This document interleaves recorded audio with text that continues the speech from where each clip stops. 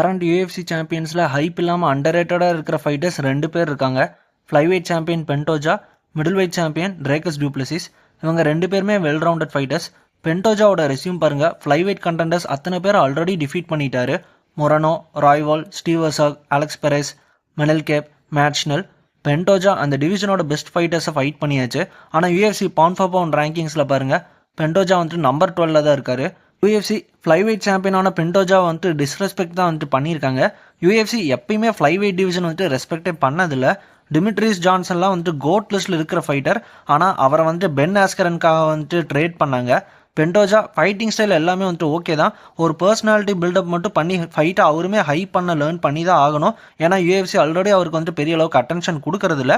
UFC மற்ற சாம்பியன்ஸை treat பண்ணுற மாதிரி பென்டோஜாவையுமே வந்துட்டு ட்ரீட் பண்ணலாம். அடுத்து middle weight champion Dricus du Plessis.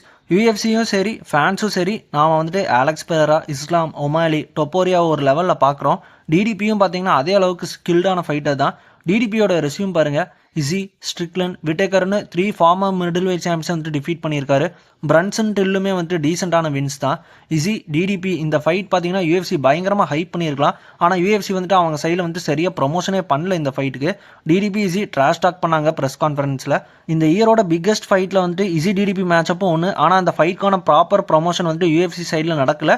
ஆனால் அந்த ஃபைட் பார்த்தீங்கன்னா சூப்பராகவே இருந்துச்சுன்னு சொல்லணும். டிடிபி விட்டேக்கர் ஃபைட்டில் பண்ண பர்ஃபார்மன்ஸை பார்த்தப்பயே நான் டிடிபி வந்துட்டு சாம்பியன்ஷிப் லெவலில் பார்க்க ஸ்டார்ட் பண்ணிட்டேன். ராபர்ட் விட்டேக்கரையெல்லாம் அந்த மாதிரி ஃபினிஷ் பண்ணுறது வந்துட்டு ஈஸியே கிடையாது. ஸ்ட்ரிக்லன் கூட மட்டும்தான் டிசிஷன் வின் ஆயிருக்கு.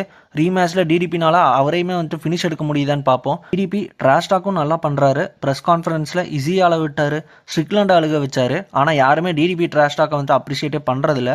டிடிபி ஒரு ஸ்டாராக கம்ப்ளீட் ஸ்கில்ஸ் இருக்குது. Well rounded fighter, trash talk பண்ணுறாரு, ரெஸ்யூமும் நல்லா இருக்குது.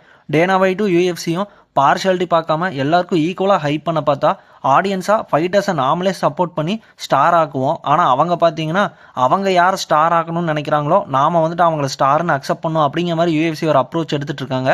யூஎஃப்சி வந்துட்டு ஸ்டார் யாருன்னு வந்துட்டு சூஸ் பண்ணக்கூடாது. சூஸ் பண்ண வேண்டியது பார்த்தீங்கன்னா ஃபேன்ஸ் தான். உங்கள் ஒப்பீனியனில் யூஎஃப்சி சாம்பியன்ஸில் யார் ரொம்ப அண்டர் ரேட்டடாக இருக்காங்கன்னு சொல்லி மறக்காமல் கமெண்ட் பண்ணுங்கள். டாக் ஷோ தமிழை இன்ஸ்டாகிராம், யூடியூப்ல மறக்காமல் ஃபாலோ பண்ணிக்கோங்க. அடுத்த வீடியோவில் பார்ப்போம். Bye guys.